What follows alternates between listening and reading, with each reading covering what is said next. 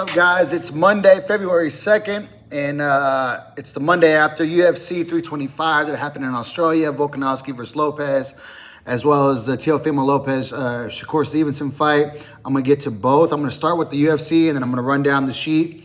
And then I won't say I'm going to go too in-depth into the Shakur versus Teo fight because there was not very much to go in depth into. It was just a masterclass by Shakur, but I'm going to get there in a minute. Volkanovski, Alexander Volkanovski defeats Diego Lopez 49-46, 49-46, 50-45. This fight, when it was made, as many of us were wondering why it was being remade again, Volkanovski looked even better in this fight than he did the first fight. You know, and when it comes to rematches, it usually goes down to the more technical fighter is going to win the rematch, and this is pretty much what happened in this fight. Even though I will say last Friday before the fight, I kind of switched sides to Lopez. I just thought he looked better during fight week, and I think I let all of the talk of him, you know, opening his private gym for this fight, you know, making all the right adjustments, you know, fine-tuning. After watching the tape and everything, he really sold me on it. And even though I was riding with Volk the whole time, at the last minute, I did go to Lopez. So that's on me. That's my fault because I should have just stayed with my instincts and gone with Volk. But Volk pitched an absolute shutout this fight. He looked great. Lopez didn't do anything different from the first fight. He really didn't. I mean, I was expecting all these adjustments, maybe trying to wrestle more, you know, force scrambles on Volkanovski and try to catch him in between scrambles, much like Ilya did, in the pocket, short hooks inside, you know, make Volk have to work. And Lopez did absolutely none of that. He let Volk settle into the first round, find his range, be able to move in and out, lateral movement. Volk actually got a takedown in this fight. Lopez did a great job of getting back up. But Volk, man, he was just doing great work. He did say himself that Lopez did feel a little bit stronger in those wrestling exchanges. That's probably because Lopez was doing a lot of wrestling up in Stillwater, Oklahoma, Oklahoma State. But he didn't really use any of that wrestling offensively. He might have used it defensively, but I thought that these big adjustments were going to be of him really pushing the wrestling more in this fight to get to his best work, and that's on the jiu-jitsu game. You know, get the fight to the ground with the wrestling, then work your jiu-jitsu from there. And he just didn't show any of that. But I think this is where we have to give Volkanovski his flowers. He is. I already had him as the best featherweight in the world, but with this fight, he tied Jose Aldo for the most featherweight victories, not defenses. Because when he did beat Lopez the first time, it was for the vacant title after he had lost it to Ilya. So that's a title victory, not a defense. I believe Jose Aldo has one more title defense than Volkanovski. But, man, at 37 years old, he looked great, man. He really looked great. I mean, he got into his rhythm early. He had a great game plan. He said he wanted to wrestle a little bit more himself, but Lopez did a great job of negating that. But other than that, man, he looked great. He got stunned once. He almost dropped Lopez once. It was a good fight, man. It was a good fight. It was nothing crazy, but Volkanovski, I believe, made the more adjustments than Lopez did because Lopez landed more significant strikes in the first fight where Volk I think he was still questioning his chin in that first fight. I mean, coming off of two nasty knockouts like he did against Islam and then Ilya, it's only natural to be able to think like, man, can my chin still hold up? Can I still do this at the high level? He proved it in the first fight, and he looked absolutely great in the second fight. I mean, Volkanovski is the greatest featherweight. If there was any doubts about it coming into this one, he closed those doubts. He is the best featherweight in the world. Probably, I have him as the greatest featherweight of all time. So that was the main event. It was just clean-cut victory for Volk. You know, he won on 4 judges' scorecards, 4-1 on two judges' scorecards, and then one judge had him winning every single round. It was pretty much a shutout for Volkanovski. Great fight for him. I love it that he's calling out Mosvar and Lerone. Those guys, I thought one of those would have got the shot before Lopez in the second fight, but Volkanovski is a true champion, man. He wants to fight the best guys. He wants to fight the next guys up. And whether it be Mosvar or Lerone, or you make those two guys fight and then the winner gets Volk, I'm down with it either way. But I love that Volk's calling these guys out. You know, no one's calling out Mosvar. No one's really calling out Lerone Murphy right now. So I love that it's the champ who's calling these guys out. Shout out to Volk. Beautiful performance at UFC 325 in Sydney, Australia. The crowd was pretty hype. The walkout was iconic as always. With I come from a land down under in Sydney. It was an amazing main event. Shout out to Volkanovski, man. He's a true champion. And then afterwards, Lopez said that he broke both his feet in the fight. But I think that doesn't take away that his game plan was shit, and he just really didn't make Volk work any harder than he did in the first fight, you know. So, but hopefully he gets better. They'll give him someone else once he bounces back, and then we'll see where the featherweight division goes from here. Co-main event, Benoit Saint-Denis takes on Dan the Hangman Hooker, and BSD gets a second round KO finish over Dan Hooker. The first round looked pretty good. I mean, man, it drives me crazy. Hooker with the front snap kick to the midsection hurt BSD multiple times to the body. He did a great job of defending the takedowns in the first round, like I had mentioned against the Arman fight, where he didn't need to be jumping guillotines, even though he did jump guillotine twice against BSD, which was his defense.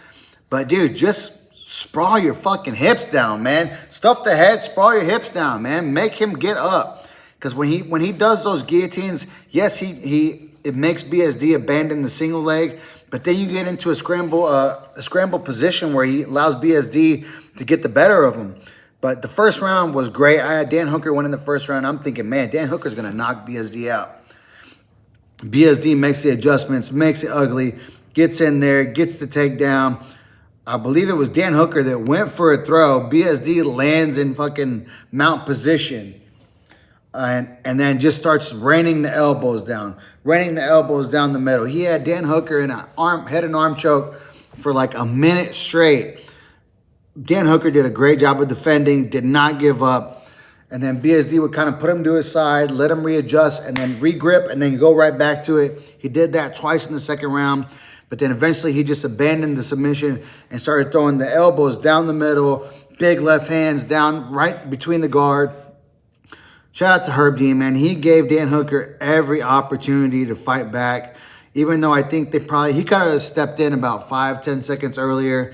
Dan Hooker was taking some big shots, but man, he gave respect to Dan Hooker. Like, I'm giving you opportunity to fight out of it. But BSD with the beautiful TKO finish over Dan Hooker. He said he wants the winner of Charles and Max, or if somebody falls out of the title fight between Justin Gaethje and Ilya for the unification. He said, and if either one of those can't happen, he goes, I'll fight Arman. I'll take his spot. I think Arman wins, but that's a great call out by BSD. He is proving, even after those two fights that he lost big to Poirier and Moicano, that he wants to make a run at the title. And he showed his toughness in this fight, his grit. You know, he was hurt to the body in that first round. Make no doubt about it. He was hurt. I just wish Dan Hooker would have jumped on him and tried to just get him out of there with some big body shots. But shout out to BSD. Great call out.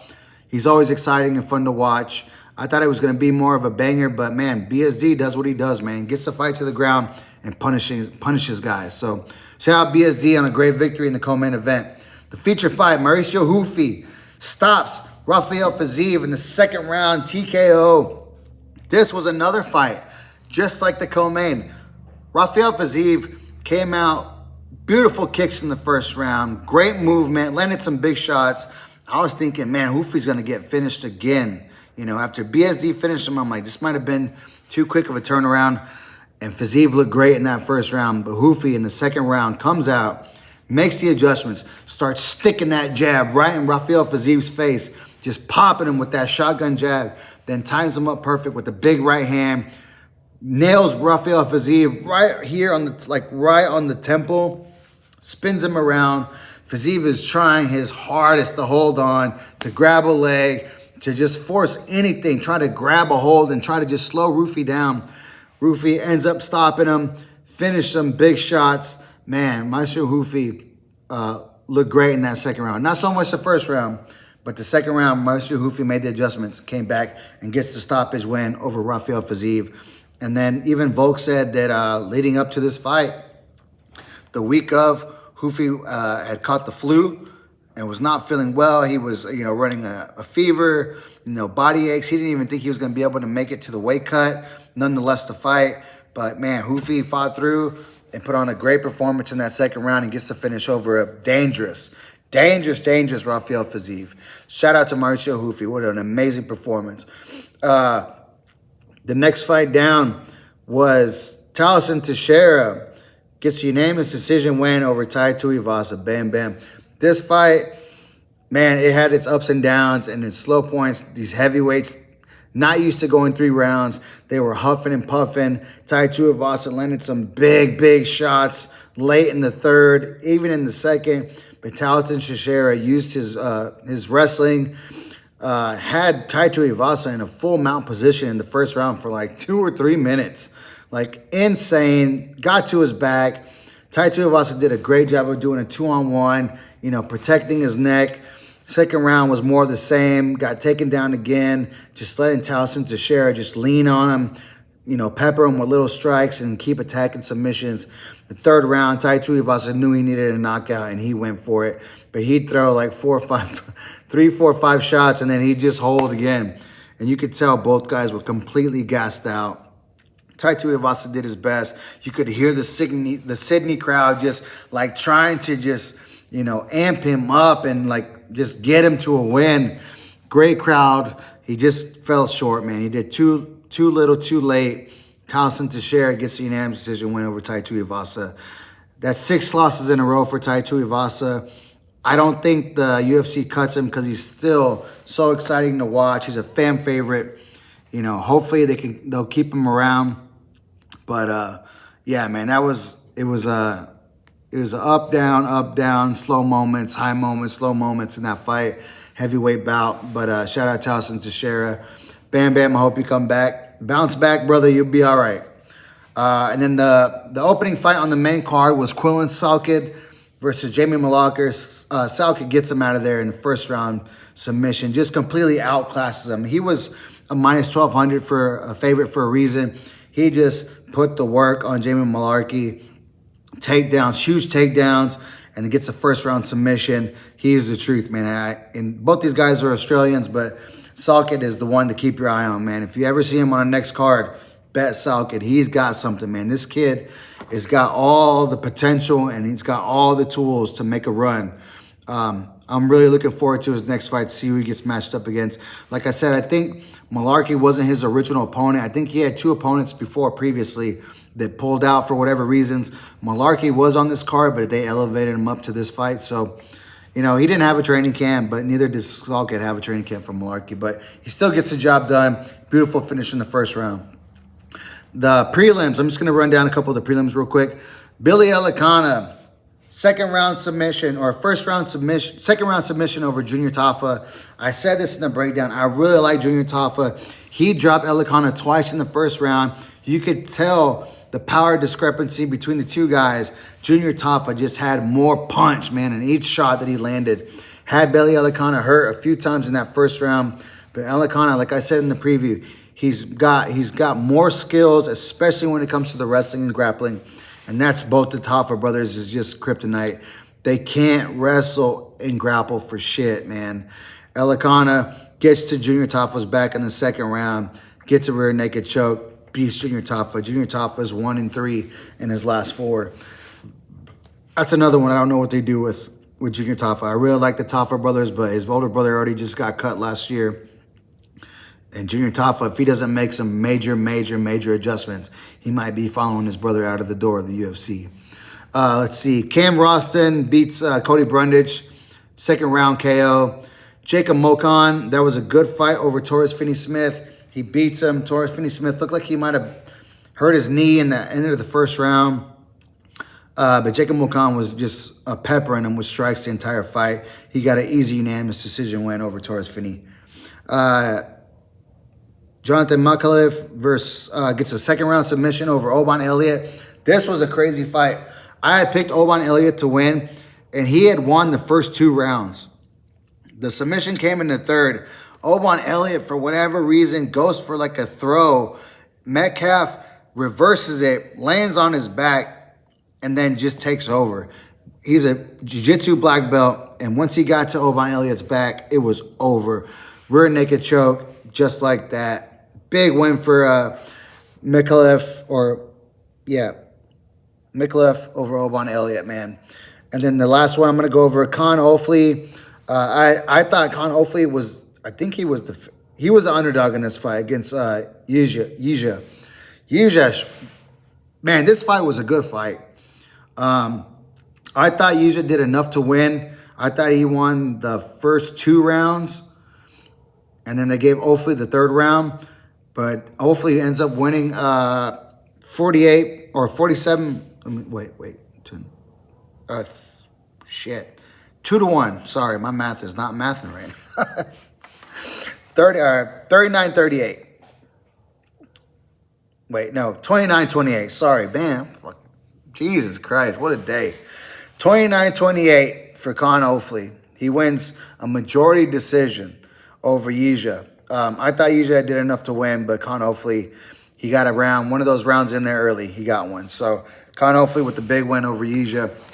And then the 4 fights that were under that were the road to the UFC contender fights. I didn't really know any of the names, but they were good fights. I'm not going to go over them, because I want to jump into the Shakur Stevenson versus Teofimo Lopez fight. Shakur wins on all 3 judges' scorecards, 119-108. That means every single judge, all 3 of them, had Shakur Stevenson winning 11 out of the 12 rounds. 11 out of the 12 rounds. That's as close as a shutout that you can pitch in boxing, other than just going 120-107. You know, that is, I mean, especially 2 guys that are in their prime, both in the top 10 pound for pound list in the Ring magazine in boxing. I thought Teofimo was going to bring more to this fight, but Shakur Stevenson, who, yes, I picked him to win, absolutely shut Teofimo Lopez down. I nearly drops him in the 4th with a beautiful counter left uppercut. Teofimo, I mean, just showed his athleticism by not touching the canvas with his glove, but he did get stung with that. He got stung again, like in the 7th and the 8th. Like, Shakur was all over him. I mean, he wasn't just fighting on the back foot. He was pushing the pace. He was taking the center of the ring, making Teofimo come to him, and then crushing him with beautiful counters. Shakur fought an absolutely magnificent technical boxing fight, and he pushed the pressure. He fought on the back foot when he had to. He came forward when he wanted to. He absolutely dismantled Teofimo Lopez in this fight. Now, I can't remember what round it was, but Teofimo Lopez's dad, senior, is asking him, where did the power go? Where did the power go? A buddy of mine texted me, if anybody ever between rounds told me where did the power go and that was your instruction, I'm firing you on sight. Like, what kind of instruction is that? You know, I believe Teofimo should have moved trainers 4 fights ago. You know, after the Josh Taylor fight, even though it was a huge win, he needed to move trainers, man. He needed to make some major adjustments because, yes, he's getting old. Maybe his lifestyle isn't what it used to be, and he's not that focused all the time. The money got to him. I don't know. But if he still wants to compete at this high level, he needs to make a change big time. I'm not saying I'm not saying by any means, if he would have had a different trainer for this fight, it would make a difference, because Shakur is that good. He is that good, and I've said that in my previous lead-up video. He is that good. I like watching Shakur. I don't know what's going to happen next, who he's going to get next. You know, you got Tank chirping, because Tank don't like Shakur, but Tank needs to worry about staying out of jail first. He needs to get his personal life in order before he comes chirping at Shakur, because Shakur will put that work on him. If he goes up to 47, I mean, there's huge fights there. I mean, there's still a lot of good fights there at 40, but man, Shakur, beautiful performance. I mean, there's hardly anything you can critique about Shakur's performance against Teofimo Lopez. I mean, it was pretty much flawless. And he said that's what he was going to do all week or all the lead up to this. Bud Crawford said this is what he's going to do. His trainer, his grandfather said this is what he's going to do. And, I learned my lesson after the Terrence Crawford versus Canelo fight. When these guys who are at that level, just because they haven't had a chance or an opportunity against a big name or a big time opponent doesn't mean they're not good. I always knew Crawford was good, but I didn't know if he was good enough to go up those 2 weight classes to beat Canelo. But he proved the world wrong, and I was the first one to come out after that fight to admit that I was wrong and admit that he proved me wrong. And then just, the performance that he put on against Canelo was, amazing. So coming into this Shakur fight, when it was announced, I was like, Shakur got it. Shakur's got it.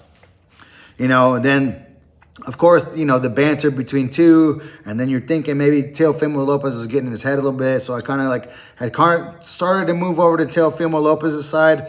But then last week and maybe a few days before the press conference, I was like, yeah, no, I'm not doing that. Shakur's going to win. I went back and watched 3 of Shakur's last fights, the Cepeda fight mostly, and then the 2 before that. I'm like, yeah, there's no way Teofimo beats him. There's no way. Shakur is going to beat Teofimo Lopez, and it's not going to be close. I thought Teofimo would bring some intangibles, his explosiveness and his power. But, man, when you're fighting a ring general like Shakur, who's just so technically sound, he doesn't make a lot of he doesn't waste a lot of movement. He doesn't overextend. He's rarely ever out of position. He's always there to counter after you shoot. After you punch, he's always ready to counter. He's always got his angles off. He's got beautiful footwork. And, man, his defense is just top notch. So, shout out Shakur Stevenson, man. Beautiful performance. Basically a shutout over Teofimo Lopez. And I can't wait for what they do next for him. He's got a lot of big names coming up in his future. And it's bright future for Newark's own Shakur Stevenson. That's it for me, guys. Hit the like, hit the subscribe, hit the bell so you get the notifications. And I will see you guys on the next one. Peace.